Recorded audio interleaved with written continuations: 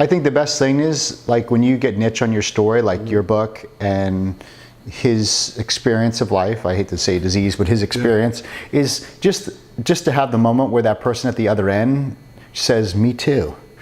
That takes care of it. And then your product line never had a me too versus like, do you work out? Yeah, me too. Right. But like, this is like, me too means he understands my suffering, my shame, my embarrassment, my where did I mess up, my hope for a better life future, my, you know, all the fears and stuff that come with having something.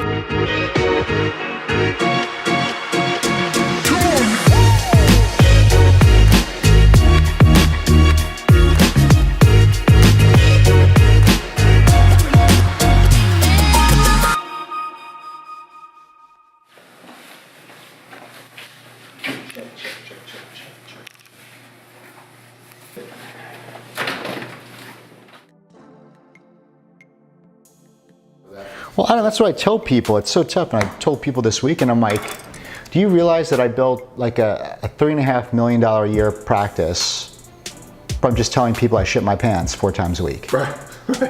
And I'm like, but not only sharing my truth and like the deepest, darkest secrets of my life, but I said what it did for me is it created such a healing in my body that I could talk about it.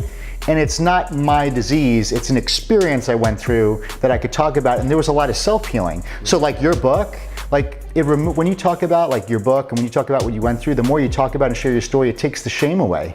Like I have no shame or embarrassment because I'm like, it helps so many other people. And I realized, wow, what I went through, whether it be alcoholism, anything like that, I went through that experience so I could help millions of people.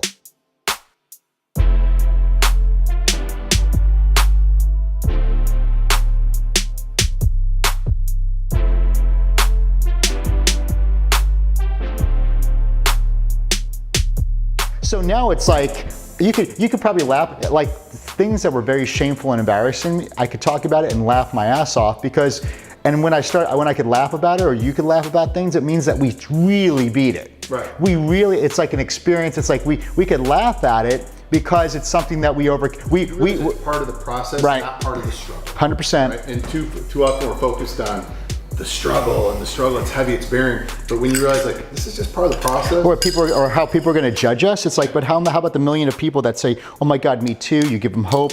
Because they might be they might not be as far along as you, right? Because see, for me, like even when I read your book, you know, I don't drink, right? But the thing is, your book was written so well that I felt it. I'm like, oh my God. It gave me empathy because it's very easy for me to be like, well, I don't drink. Fucking get over it. With me, right. Dude, come on. Like, and I know when someone's addicted to something, it's not because they want to be. Right.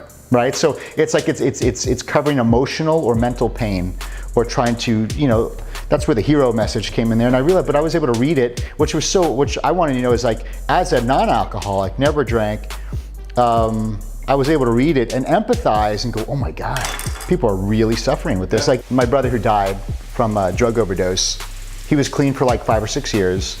And then his buddy was what they call a functional user.